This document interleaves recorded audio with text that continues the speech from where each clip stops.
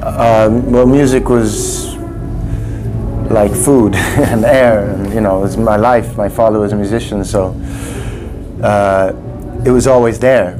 And I guess I always felt, you know, it was a natural thing to play music, and I think there was a time when I needed to step away and do other things, and then rediscover music for myself. And so I did some acting and other things, and then the music took over. And here I am.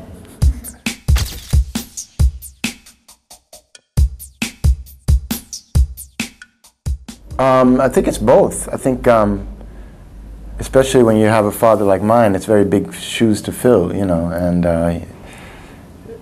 when I came out with my first record, I knew they'd bring out the magnifying glass, and you know, Nenny Cherry's brother, Don Cherry's son, and see, you know. And then the music spoke for itself and did what it had to do. But to find my own sound, I think, was a very important thing, and I learned that from my father, because he always asked, "Who are you?" And he wants to hear who you are through the music. And I do that through the words and telling the stories that I tell. But I think definitely once once the music was there and I'd written the songs, then I think that it helps to have the connection to the music world and being able to call the right people up and make things happen. And that was an advantage to have that.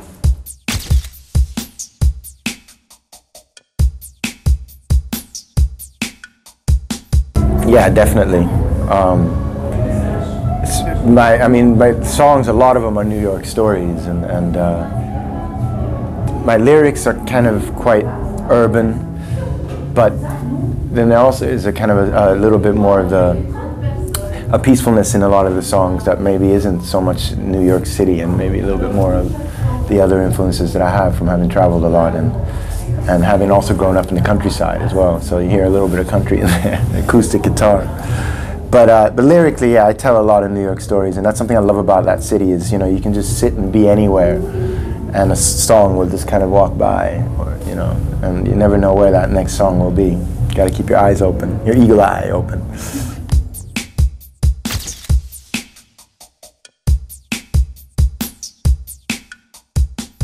You know, it was not what I expected, and I was really hoping to kind of build my career slowly but surely, but you know, I wrote Save Tonight, and that song said, no, no, no, follow me, and I did. I followed that song around the world, you know, and I was very, very thankful for getting the privilege to do what I've always dreamed of doing, which is to go out and play music and travel, you know, and that's how I grew up with my father, watching him play, and being on the road is a life I know very well, and I love it, you know. So that is for me the reward is to go out and play, and all the songs I write and everything is so that I can get up on stage and play them, you know.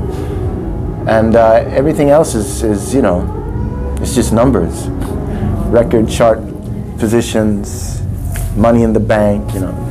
It's just numbers.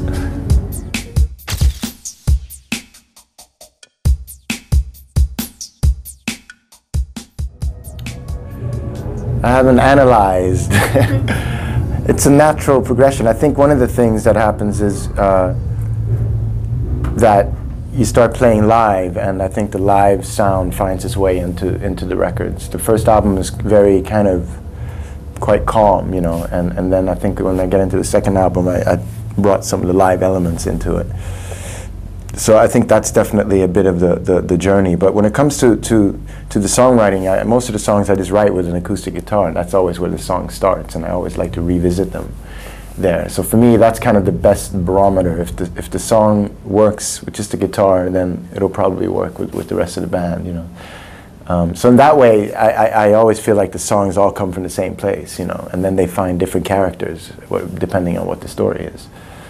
And in that sense, I don't feel that I'm like one of those artists that's going to constantly reinvent themselves and come up with a new sound. You know, I like the traditional songwriting way of doing things.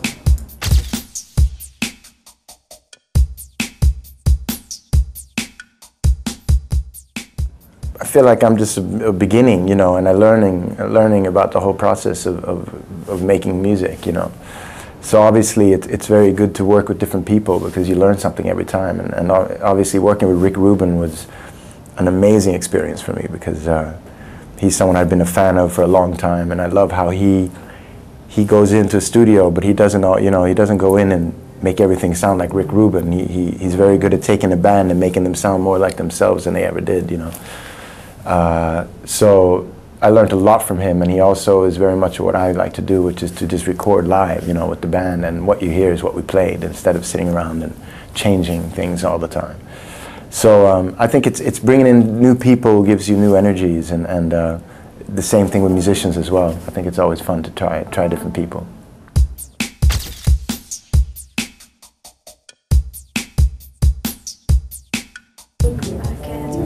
It just is. It is.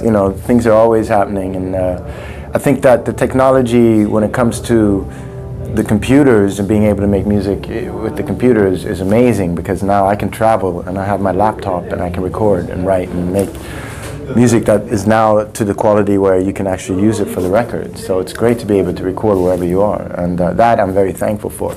And it's perfect timing, because the technology that is kind of making it difficult for people to sell records is also coming right in along with the technology that allows us to make records at home, when the record companies don't have the money anymore to pay for big studios. So it's kind of ironic. But I think I'm not one to... Progress is progress, and changes I think are good. And I obviously like just a regular old ringing telephone. I don't like when all these different noises all the time, but I'm getting old, I guess.